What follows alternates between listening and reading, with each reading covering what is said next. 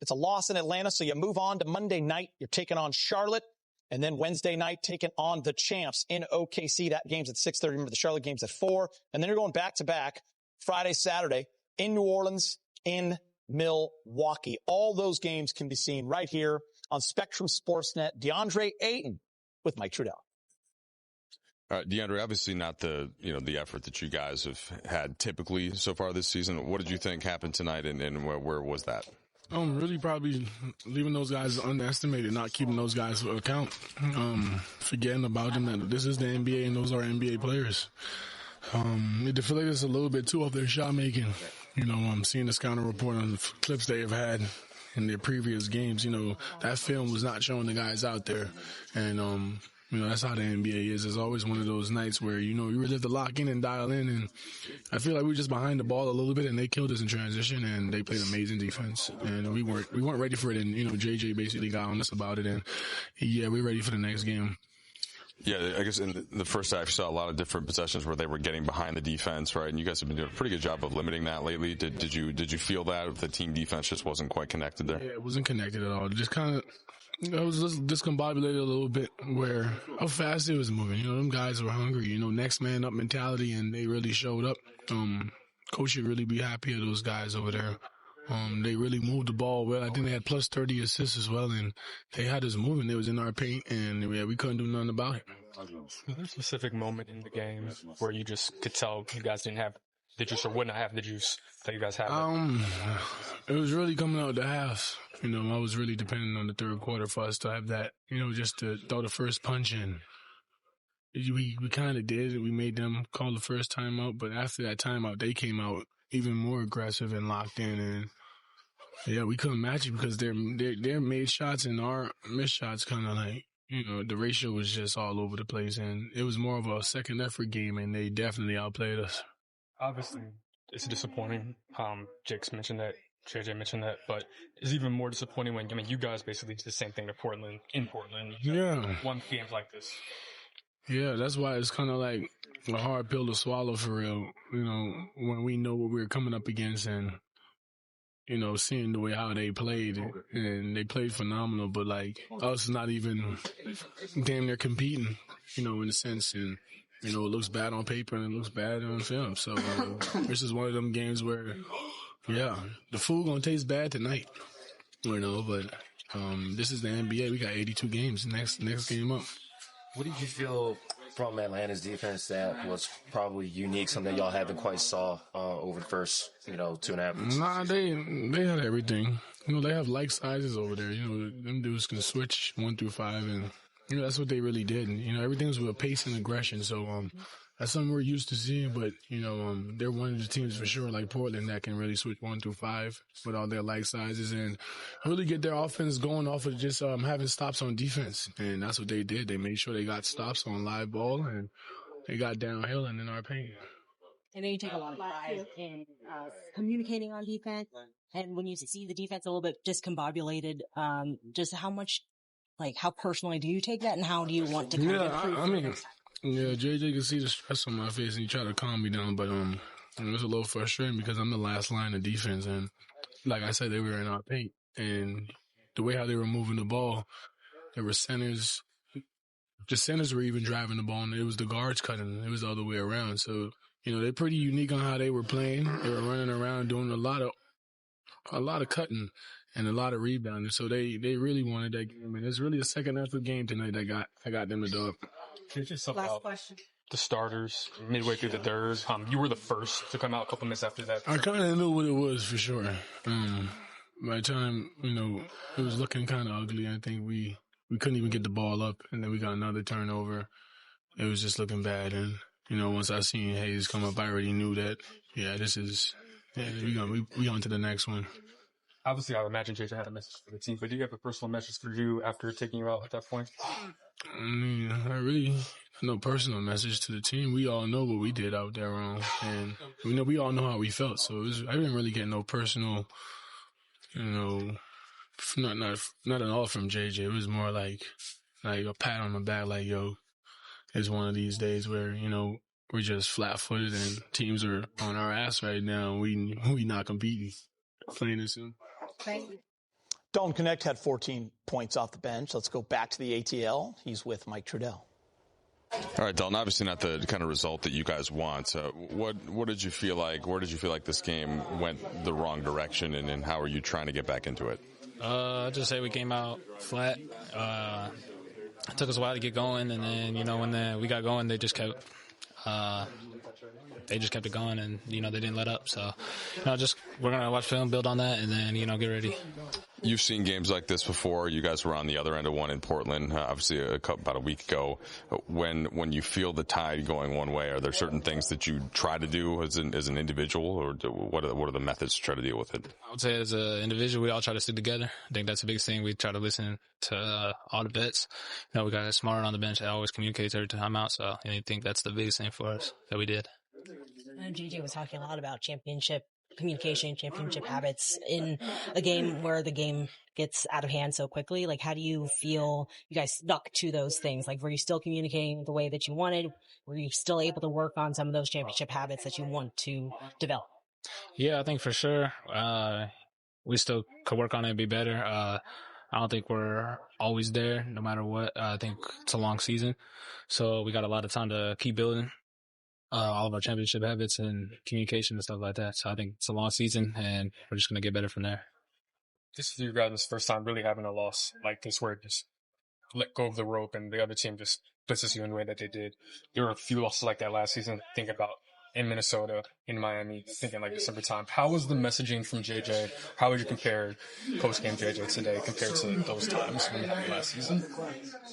I would say compared to those last ones, it's a lot calmer. I think he knows that we got punched in the mouth and we've punched them back, but they just kept going. So I think at the end of the day, just like he said, just got to watch it and be ready to take criticism and then build on it for our next game. Don, you guys are still missing, several of your primary creative type players. Look like Atlanta was doing a lot of switching. Like, when that's happening, what are the ways to still try and generate good shots as a team? Just get ball movement. I think we did a pretty good job doing that. We got a lot of open looks. Just some shots didn't fall like they usually do. So I think that's some we'll be fine with, especially when we got when we get AR back and stuff like that. So it'll be good. What do you think of calmer JJ? Calmer JJ? Yeah, like after a big blowout like this. I wouldn't say calmer. I think it's more just like, I don't know, just more to build off of. I don't know if it's just calm. It's just he expected more out of us, and we're just gonna be ready for the next game and move on. Did you feel anything unique or what kind of stood out to you about how Atlanta played, how they approached and attacked y'all team's defense in particular tonight? They were just moving the ball around the whole entire time. The guys hit their shots, and they just attacked us 24/7, picking up full court, and then just blowing up every action of ours. Thanks, Nico. Appreciate y'all. Thanks. Final thoughts and a whole lot of fill to come in this show. We'll figure it out. James, off time is 8 o'clock. Ready for that, Fish? Off night for the Lakers. You look at the first 9 games, they were scoring almost 120 per game, shooting 52%. Assists up.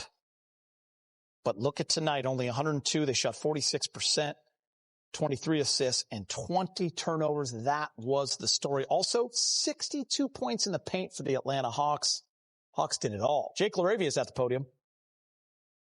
Hey, Jake. JJ told us you could tell, within 2 minutes that it just didn't think the energy wasn't there, whatever you want to call it. Did you feel that on the floor, and do you feel like there's a reason you guys weren't able to find it like you have the previous several games?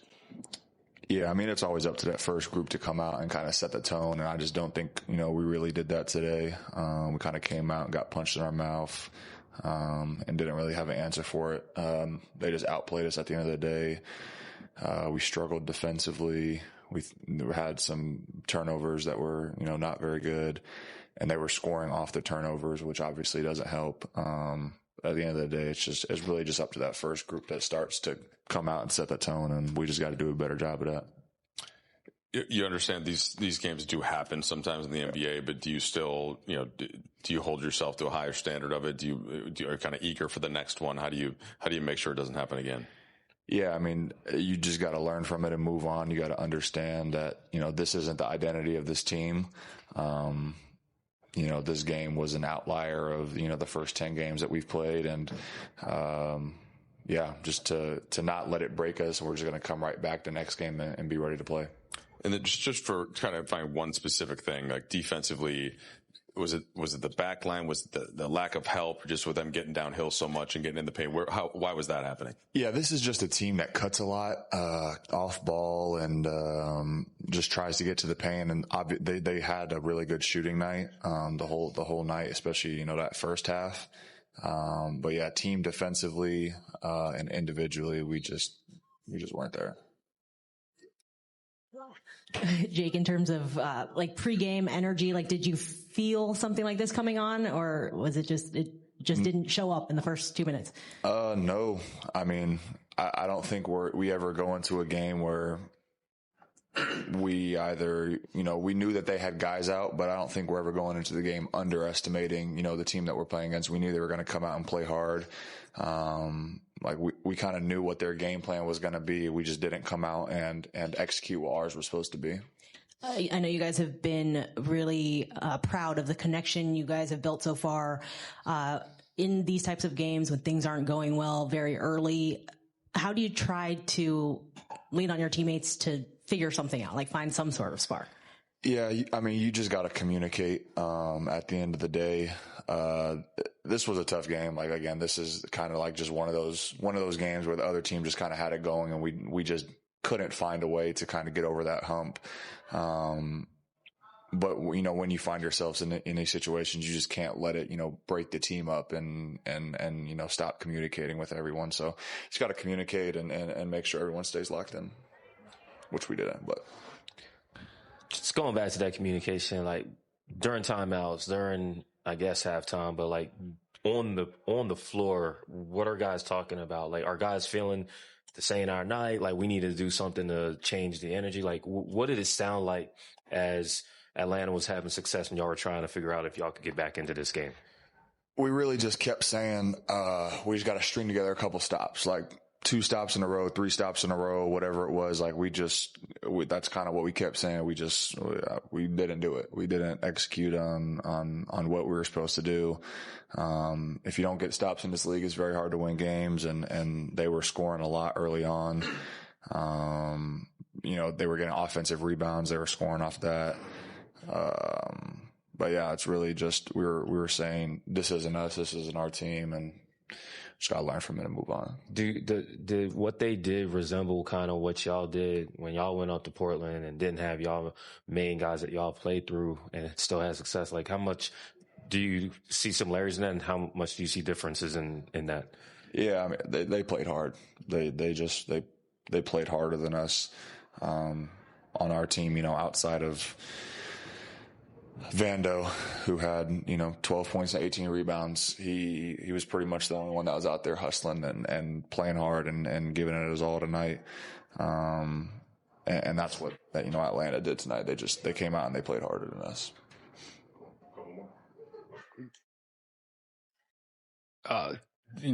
Jake, in modern NBA, it's especially in the midway through the third quarter, it feels like anytime can happen, but JJ still pulled starters, pretty much the main rotation guys. Then what kind of message, I guess, did that send at the time? And I think this is really your first time, having a loss like this on this team with JJ as the coach. What was his messaging? What was he saying to you guys in the locker room afterwards? Yeah, I mean, he kind of just saw the way that the game was going, and we had that, halftime locker room talk where it was the same thing I was just telling him, just go out there, get some stops, punch them in the mouth in the third quarter. We were down 14. It was the same thing in Memphis when we played them. And if we came out and had a really good third quarter, then we, could possibly win the game. And we just came out in the third quarter and it was the same thing kind of all over again. So, after the game, JJ was, we're all upset, obviously. We never want games like this to happen. Very disappointed in, just our overall, energy tonight. And, the biggest thing is to not, like I've been saying, let it break us and just to stay together and continue to, let this be an outlier game. So we were talking during that commercial break and during Jake a little bit about the NBA schedule, and this is a tricky time. You go out on this big road trip. You're now going to play Charlotte after a tough game in Atlanta. They're going to be off for a couple nights, but you got the champs on the other side of that. You cannot look ahead to that. Then you have a back-to-back with the Pels and the Bucks. No LeBron yet. AR, we're not sure. So this is a tricky time.